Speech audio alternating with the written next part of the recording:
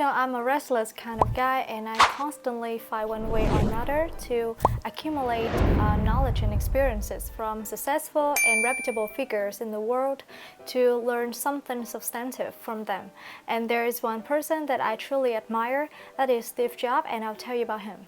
So if my memory serves me correctly, a few years ago while surfing Facebook, I came across an article displaying some information on a person whose name is Steve Jobs, the CEO of Apple.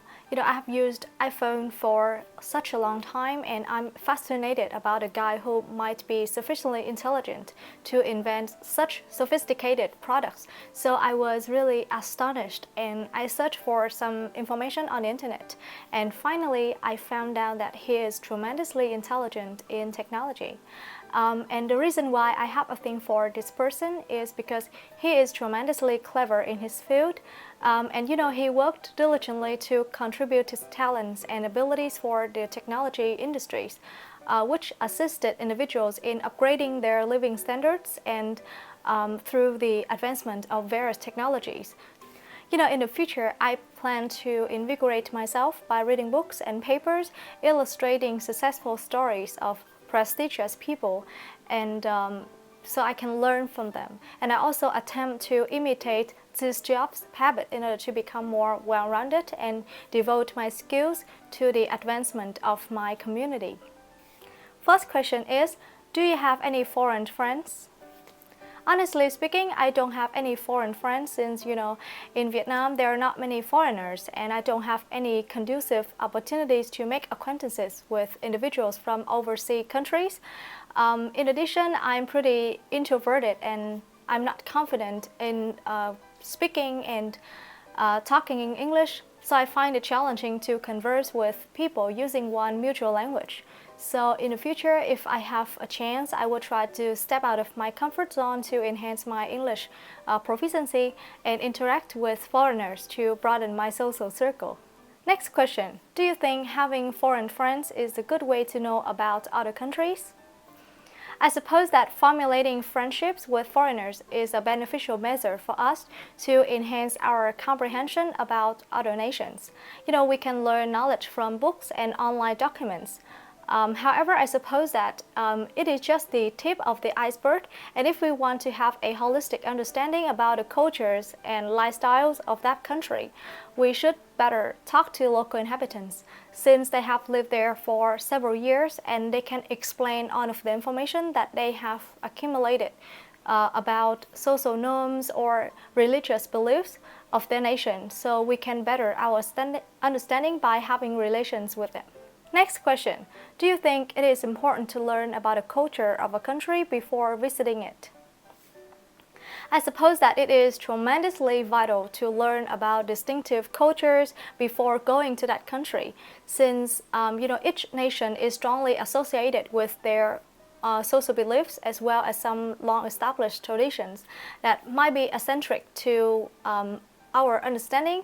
So if we are not sure about their cultures, chances are we may have inappropriate behaviors or offending actions that might leave negative impression on local residents.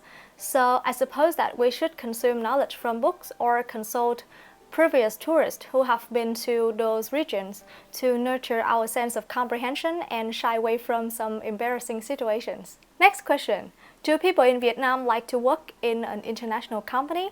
From my perspective, the majority of Vietnamese people have a thing for laboring in global organizations. The first reason is that they can land decent jobs with handsome incomes in order to upgrade their living standards, as well as subsidizing their family members. In addition, I believe that those environments are conducive for people to enhance their capabilities, such as communicating, negotiating, or problem-solving skills. Last but not least, when working in an international environment, employees can communicate with others in a mutual language, which can promote their language proficiency and help them climb higher on their career ladder. Next question. What abilities are required for working in international companies? I suppose that employees have to possess some skills in order to perform effectively when they work in global firms. The first skill is that they should be competent at speaking foreign languages, such as Chinese or English, so they can easily interact with other coworkers and reckon the most optimal approaches to boost their productivity. In addition, I believe that problem-solving skill is also critical for the professions. Since people have to constantly deal with some issues derived from their intense work, so if they're not proficient in solving problems, chances are they may have some impulsive decisions which can deteriorate their effectiveness. Next question. Do Vietnamese people prefer foreign products or domestic products? Well, I suppose it all boils down to each individual's preference. Some people have a thing for domestic commodities since they want to contribute their financial abilities for the improvement of local economies and support local brands to be more proliferated.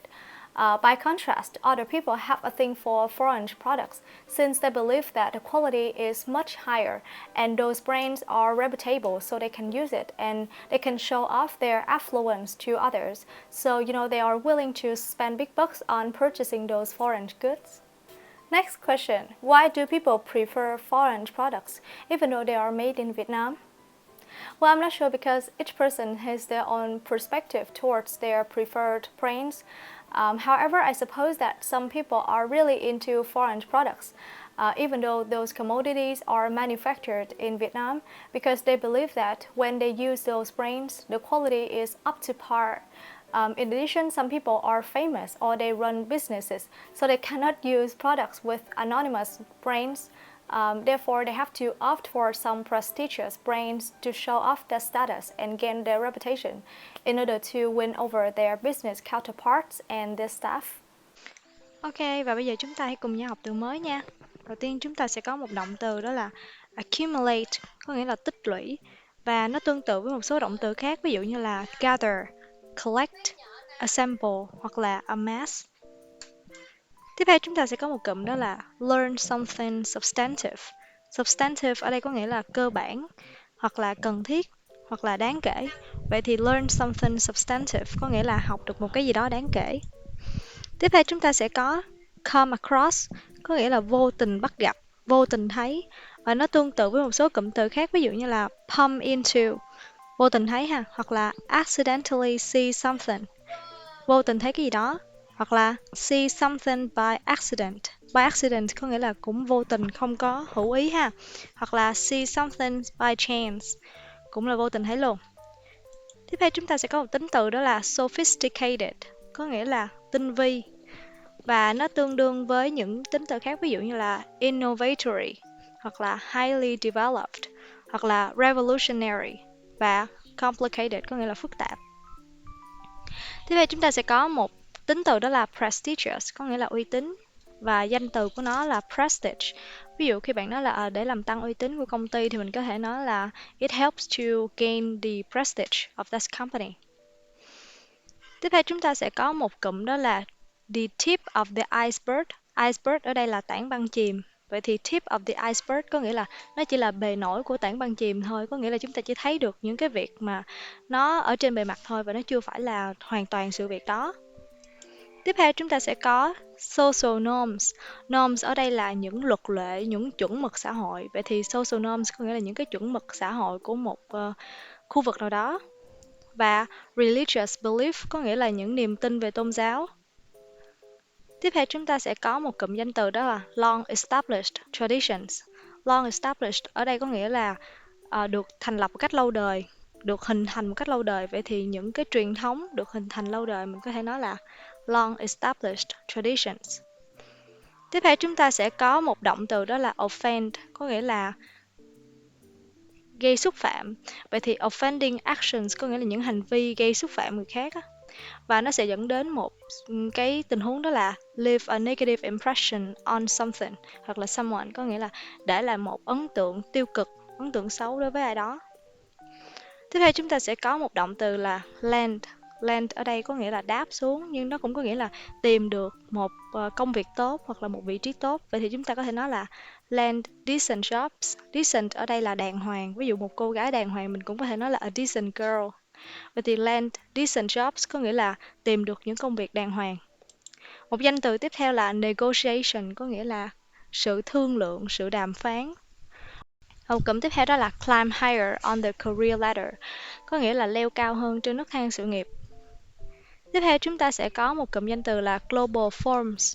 Firms ở đây là công ty, và khi mà chúng ta nói có thể paraphrase thành international company, worldwide organizations, hoặc là những cái cụm danh từ khác để thay thế cho nghĩa của global firms.